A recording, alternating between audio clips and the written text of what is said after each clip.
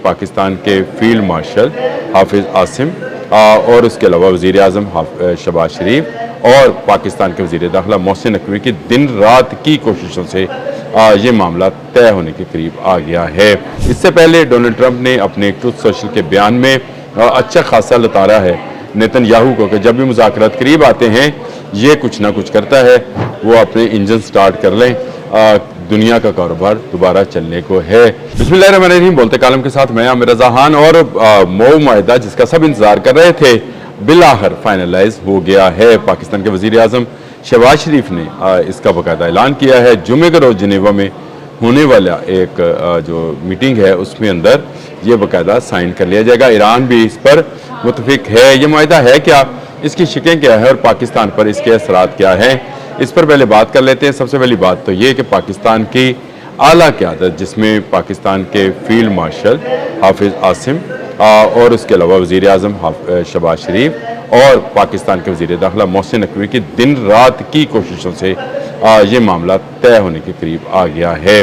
Donald Trump ने भी बाकायदा अपने ट्रूथ सोशल से इस बात का ऐलान कर दिया है और इजरायली अखबारों में ये कहा जा रहा है कि पाकिस्तान ने इस बात को भी कन्फर्म किया है कि लेबनान भी इसमें शामिल होगा। इससे पहले डोनाल्ड ट्रंप ने अपने ट्रूथ सोशल के बयान में अच्छा खासा लतारा है नेतन्याहू को कि जब भी मुज़ाकरात करीब आते हैं ये कुछ ना कुछ करता है। अब के ये कहा जा रहा है कि लेबनान में हिजबुल्लाह के हवाले से बहुत सारी बातें जो हैं मनवाने में ईरान कामयाब हो गया है और इसमें ईरान की न्यूक्लियर पावर जो है वो भी किसी हद तक महफूज रहेगी। ईरान की तजारत खुल जाएगी और ईरान के जो मुंजमद असासे हैं उसमें से भी 12 अरब डॉलर जो हैं उनको मिल जाएंगे ताकि वो तमीर व तरक्की के लिए इसको इस्तेमाल कर सकें। इसके अलावा जो नुकसानात का तखमीना है वो तकरीबन 300 अरब डॉलर का है। वो कैसे हासिल किया जाएगा ये आपने हरमज़ बताएगी कि कैसे हासिल किया जाएगा, जिसके बारे में डोनाल्ड ट्रंप कह रहे हैं कि आपने हरमज़ जुमे से खुल जाएगी। और उसके बाद उन्होंने कहा कि तेल के इंजन जो हैं, जहाज़ जो हैं, वो वेसल्स वो अपने इंजन स्टार्ट कर लें, दुनिया का कारोबार दोबारा चलने को है। डोनाल्ड ट्रंप से हम ये तो नहीं पूछेंगे इस वक्त में कि भाई रोका भी आपने था, आपने क्यों 12,000 किलोमीटर दूर आकर ये जंग दुनिया पर मुसल्लत की थी, ये तो बाद की बात है। लेकिन इस वक्त खुशाइंद बात यह है कि पाकिस्तान की कोशिशों से ये अमन माहिदा जो है होने को है। जुमे के रोज़ जिनेवा में इस पर दस्तखत होंगे, इलेक्ट्रॉनिकली या फिज़िकली दस्तखत होंगे। वज़ीर आज़म शहबाज शरीफ ने कतर और सऊदी अरब का भी अपने पैगाम में शुक्रिया अदा किया है जिन्होंने भरपूर तावन किया। कतर का डेलीगेशन कल भी तेहरान में मौजूद था। इससे पहले पाकिस्तान के वज़ीर दाखिला सैयद मोहसिन रज़ा नकवी जो हैं वो बारहा तेहरान जा चुके। उन्होंने बंद लिफाफा जो था मुजबा खामनई के लिए वो भी पहुँचाया था और ये सारी जो कॉरस्पॉन्डेंट थी ये पाकिस्तान के ही ज़रिए हुई। पाकिस्तान के फील्ड मार्शल जो हैं हाफिज़ आसिम, उनके लिए तो तस्वीर भी जारी की है सैयद मोहसिन रज़ा नकवी ने अपने ट्वीट के अंदर और ये कहा है कि पूरे सबको जो है मुबारक हो, ये माहिदा जो है तय पा गया है। ये एक बड़ी कामयाबी है, एक ऐसी कामयाबी जिसमें सबसे बड़ा सेहरा जो है पाकिस्तान के सर बंधेगा। ना ईरान जीता ना अमेरिका जीता, जीत पाकिस्तान की हुई और पाकिस्तान इस अमन माहिदे को कराने में कामयाब हो गया जिसके लिए दुनिया इतने सालों से इंतज़ार में थी। और पिछले 28 फरवरी से लेकर आज तक यानी 109 दिन 108 दिन हो गए, इसमें तो बाकायदा जंग लड़ी जा रही थी। इसमें सबसे बड़ा जो नेगेटिव रोल प्ले किया है वो नेतन्याहू या इजराइल का रहा है, जिसने हर ऐसे मौके पर जब मुज़ाकरात के करीब पहुँचते थे, जैसे इस्लामाबाद टॉक्स थी उसमें भी बहुत करीब पहुँच गए थे, तो लेबनान पर हमला कर दिया था। अब भी ख़तरा नेतन्याहू से ही है।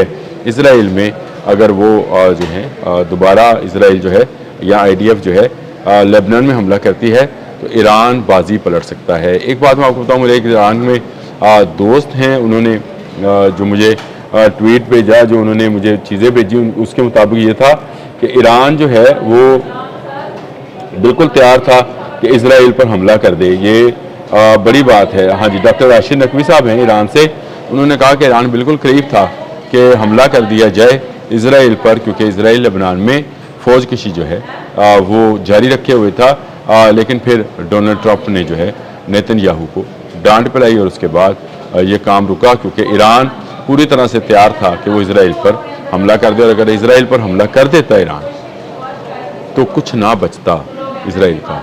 ये मैं आपको दावे के साथ कह सकता हूँ, क्योंकि ईरानी मिसाइल टेक्नोलॉजी जो है वो बहुत एडवांस हो चुकी है और उसने इन दिनों में बहुत ज़्यादा की है। इन्हीं ने डॉक्टर आशीष नकवी ने जो है जो मुझे बुझाया, उन्होंने कहा कि 60 दिन के लिए मामला जो हैं सीज़ फायर पर चले जाएंगे और फिर इस माहदे की निटिगेटिस जो हैं तय की जाएंगी, जिसमें इस्लामी जमहूरिया ईरान के ख़िलाफ़ तमाम पाबंदियाँ जो बुनियादी तौर पर कौमी मुत्तहिदा ने, अमेरिका ने और दुनिया के बाकी ममालिक ने लगा रखी हैं वो हटाई जाएंगी।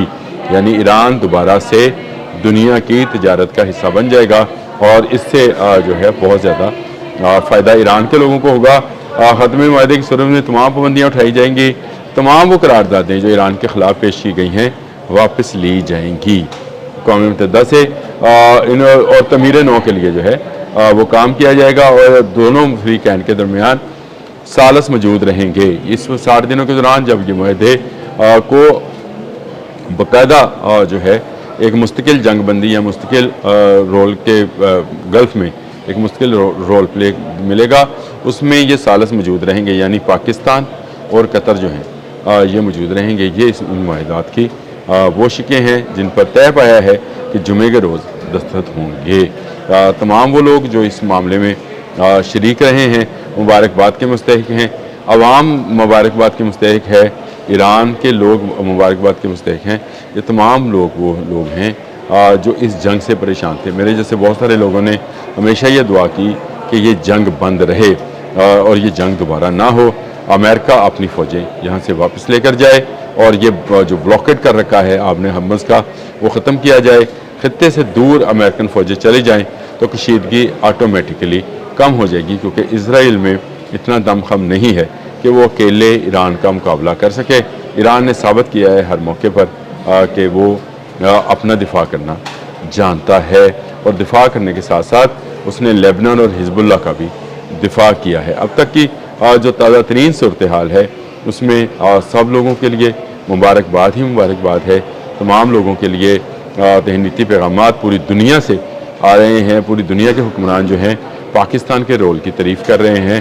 पाकिस्तान का क्रेडिट जो है वो भारत को एक आंख नहीं पाता है, लेकिन क्या किया जाए कि इस सारे मामले में Pakistan leading from the front रहा है और पाकिस्तान ने ही दोनों मुल्कों को तकरीबन 50 साल के बाद आमने सामने ला बिठाया और एक ऐसी जंग जिसकी होलनाकी से मैं ख़ुद भी कभी कभी काम जाता हूँ और उसकी होलनाकी का मैं कहता हूँ कि ये अल्लाह पाक करे ये जंग हमेशा के लिए बंद हो जाए। लेकिन जिस तरह से इसराइल की कार्रवाइयाँ हैं कभी लेबनान में कभी गज़ा में, ये काम जो है ये भी गलत है। अमेरिका अगर इसराइल को समझा पाया कि ये जंग ख़त्म कर दी जाए तो मेरा ख्याल है ये मुस्तकिल जंग बंदी हो सकती है।